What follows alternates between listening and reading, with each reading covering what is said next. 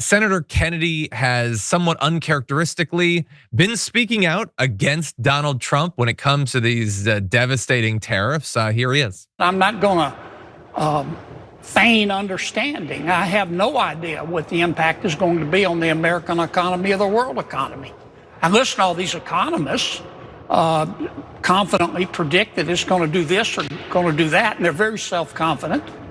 Most of them act like they discovered gravity, but they don't know what's going to happen, and they have a record to prove it. So we'll just have to wait and see. It's been painful, but it may turn out well. It may not. If it doesn't turn out well, I think the president will recalibrate. To that point, do you think it's Donald Trump's economy now? Oh, I think it is. There's no question. I think once he decided to add the tariffs, clearly, I mean, he will be held responsible, as he should, whether it turns out good or it turns out badly. Okay, so one of the reasons I wanted to talk about this was because I think it goes very well with yesterday on the Daily Show. Jon Stewart went into the whole tariffs and the various ways that some Republicans are criticizing him, others aren't. And so that from Kennedy is about as strong opposition to this trade war as you're going to get, where he acknowledges that it might not work and that he doesn't understand it and that he's a little bit scared. But he still has to throw in all of those, like, who's to say, all these experts pretend they know what's gonna happen. But as Jon Stewart dove into, it's not like we've never done this before. It's not like we've never jacked up tariffs a ton. We did, and what did we get? We got the Great Depression the last time we did that. Like, now again, the situation isn't necessarily exactly the same. And there are people who could perhaps tease out some of the differences, some things that might make it less damaging this time, some things that might make it more damaging. But you know who are the people that are in a position with the expertise to do that? The exact experts that even Kennedy there is trying to destroy your faith in.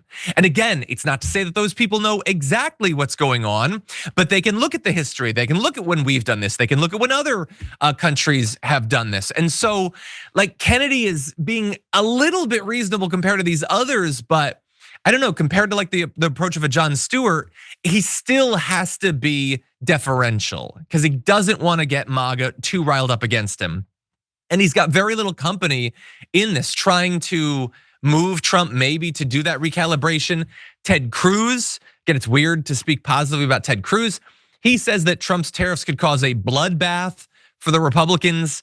And yeah, I don't know why it wouldn't. I mean, especially because Kennedy implies that if this goes poorly, which again, delving into these abstractions, this vague language, it going poorly, what does that actually mean for individuals, for families, for businesses? It's devastating. It's a death sentence if it goes really poorly, the way it did the last time America truly did that, as John broke down. Then he'll recalibrate. Okay, first of all, what about Donald Trump has implied to you that he's a person who can learn from his mistakes, take stock of his mistakes, admit culpability, and then do the right thing? I've never seen that from him. He doesn't do it in elections. I don't think he does it in policy. And even if he were to at that point, how much damage would already be done? How many jobs would be lost? How many retirements or bank accounts would be drained? How many businesses would be shut down? You might recalibrate in some way. That doesn't mean that those individuals or those businesses are going to be able to bounce back. And yes, I do agree with Ted Cruz that I think there's almost certainly going to be a very big political toll for that. And that's if it goes poorly. Even if it goes well, and they're not even laying out why they think that would happen. The idea that they're going to see that in just a couple of years in time for the midterms seems, again, hard to believe. But anyway, I apologize. I'm throwing a lot of perspectives out there. Yaz, what do you think about this and how it's going to shake out politically?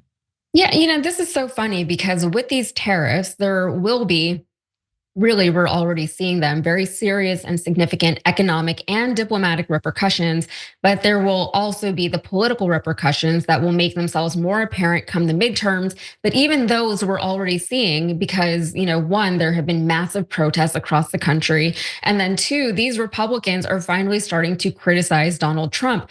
It's Obviously way too little, way too late from them, but it's the most that we've ever seen Republicans speak out against Trump, at least that I can remember. They never break with him. That was the one thing that the Republican Party always had going for them, is that as soon as, whoever is their party leader, it's been Donald Trump for the last decade, but whatever he says goes, and they all fall in line right behind him. And that's why he's been able to elevate to the point that he has, to become as destructive as he has, because he has all of the support of the entire Republican Party behind him, and he has nobody to hold him accountable for the things that he does that can be destructive, which is what we're seeing now.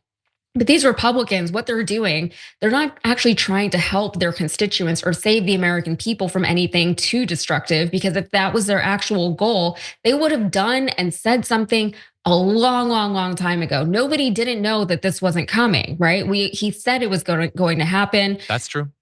We all knew, right? So if people like Ted Cruz wanted to actually protect the people of Texas from Donald Trump, he could have done something before.